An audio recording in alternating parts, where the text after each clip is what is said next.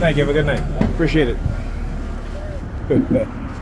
All right, so look, they sent the Sambina on the bus. She didn't come and sit right in front of me though, but she sat where, you know, I couldn't record her, so she was engaging in targeting. Right there. Look. Yeah, she wearing the black hoodie on, and she kept kicking her shoes out. You know, she's wearing some black shoes, and kept sticking her finger in her ear. All right. You want to know why? I'll tell you why. You know, when I talk about how they do certain things in the New York Predator Department, how they send me certain subliminal message in terms of, you know, when I saw the lights flashing, because actually before that, there was a New York Predator Department police vehicle, Predator police vehicle that was passed by the bus and turned on its lights. Not the sirens though, just the lights, right? And so the next block over was where I saw the police vehicle, the Predator police vehicle parked. And of course they were accosting two young black men, right? Black males. You know, and then she comes up in there with the whole kicking the feet thing and such. You know, it's all to try to silence me, right? Okay, so now what happened? She was wearing black. Oh, look. Go inside. All right, you see the pattern, how they go from red to black and so forth. But that's what they do. And just like, you know, like when I said to Pam, because I know this is what happened. She comes into the living room. She comes in. All of a sudden, she comes in. She sat down, and she starts like talking about, "Oh, where's my drawer? One of the drawers is missing." And I'm like, "Pamela, what you talking about?" You know what I'm saying? I'm like, "What the hell are you talking about?" I said, "You have this shit there for months. You're not realizing that you got a drawer missing." And again, that's the sort of shit that they want to, you know, send a subliminal message. Though she was in the kitchen cooking, but all of a sudden she comes into the living room, sits down, now noticing, oh, my drawer is missing. Now, when I say this woman don't notice shit, but all of a sudden she started noticing things, this is what I'm talking about. Look at her house, right? White woman again. Right on time, right? Right on time, man. It never fails, right? As I look at the blue car, they use the sirens, and I looked over at the green shrub across the street, they use the sirens, right? Looking like this now. But anyway, so like I said, this woman don't notice shit. She don't notice any damn thing at all. But I know when they start to hit us with radio wave, microwave frequency weapons.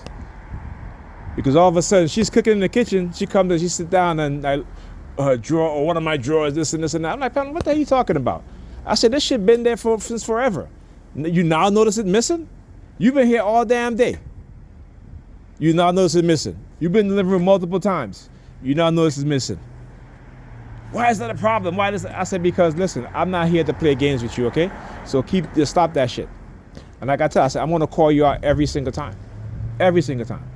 Because I know exactly how you are. So for you to come up in here talking about, oh, my drawer is missing. Well, you're supposed to be, you was cooking in the kitchen, but they activate your ass, okay? So you come here talking about my drawer is missing. Like, come on now. Go back and look at the video I've done with just walking through her apartment, how it is. Right? And here's the funny thing too. Today, when I came in the apartment, and I've noticed she's been doing that too. Whenever she got dates, that she's, you know, all of a sudden, she starts putting her medication, her antibiotic medication, on the mail table. Like as soon as you walk into the foyer, there's a mail table there, and I usually put the mail there. Every time she has a date and she comes back, whether she go out, stay out, well, she come back the same night, the next day, if I'm over there, that's what she does. You know, and I say nothing. I'm just like, you know, that's how stupid you are if you got to do all of that. That every time you know, I would hope that you be using some sort of protection because, you know, but anyway, but you know, she's like, and I'm just like, you need therapy. I can tell you need therapy because obviously you think I'm your enemy and I'm not your enemy. I'm the one that been telling you the truth.